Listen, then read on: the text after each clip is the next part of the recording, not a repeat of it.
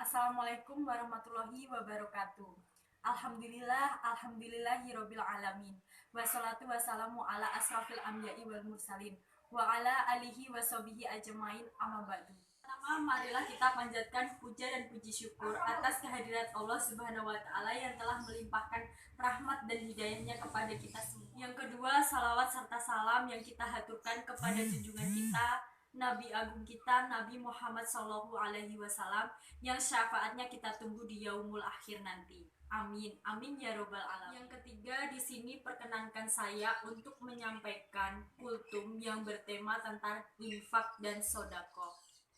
Infak dan sodakoh adalah salah satu perilaku terpuji yang dianjurkan untuk diamalkan. Kemiskinan menjadi problematika utama di Indonesia. Pemerintah telah melakukan berbagai ikhtiar untuk mengurangi kemiskinan di Indonesia, baik melalui anggaran pendapatan dan belanja negara atau APBN, maupun melalui pemberdayaan instrumen zakat, infak, dan sedekah atau ZIS.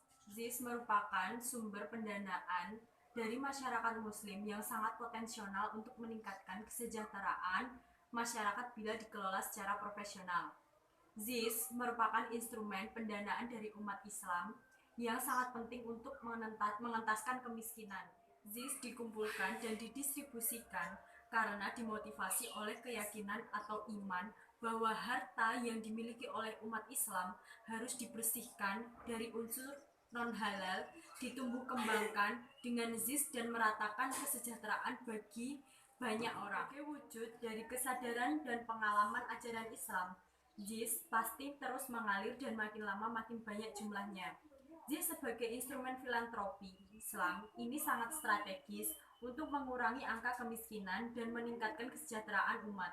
ZIS dikumpulkan secara sukarela karena iman merupakan sumber dana segar untuk membantu kelompok-kelompok masyarakat yang tidak mampu agar berdaya dan makin sejahtera.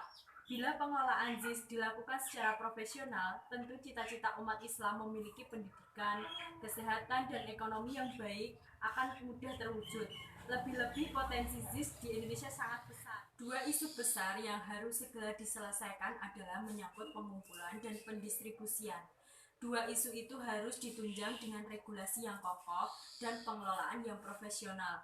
Dukungan dari pemerintah juga mutlak dibutuhkan untuk menunjang keberhasilan pengumpulan dan pendistribusian ZIS. Potensi zakat, infak, dan sedekah belum termasuk wakaf. Disimpulkan bahwa potensi ZIS di luar wakaf di Indonesia sebesar 19,3 triliun.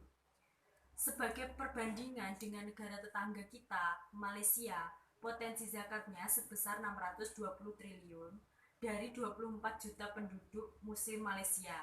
Dengan potensi yang sedemikian besar, maka ini adalah sebuah tantangan bagi kita untuk bisa mengoptimalisasikan dana tersebut.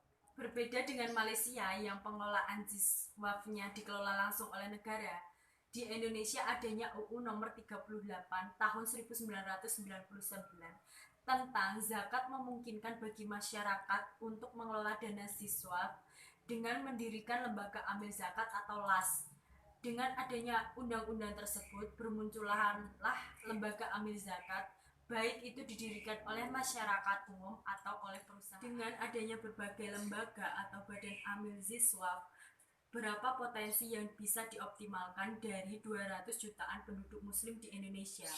Dalam hasil penelitian didapatkan data bahwa setiap orang mengeluarkan 409.267.000 per tahun dalam bentuk uang dan 148.000 dalam bentuk barang.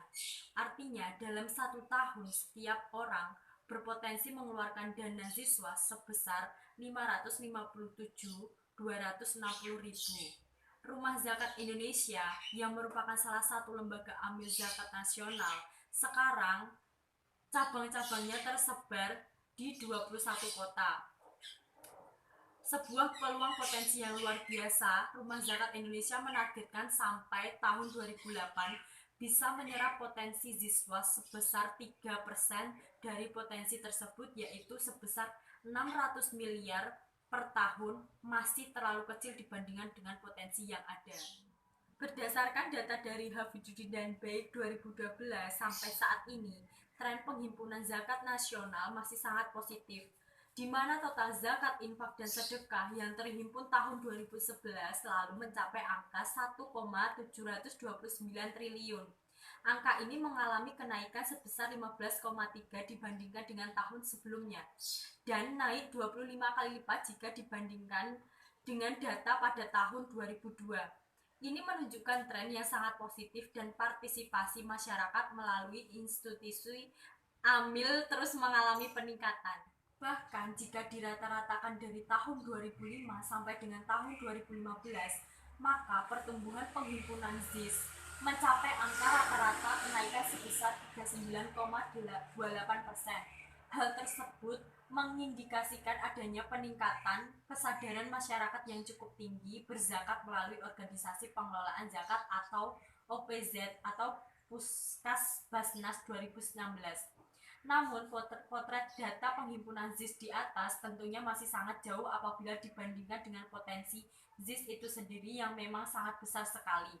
Dana yang berhasil dihimpun tidak sampai 5% dari total potensi ZIS sebesar 217 triliun per tahun.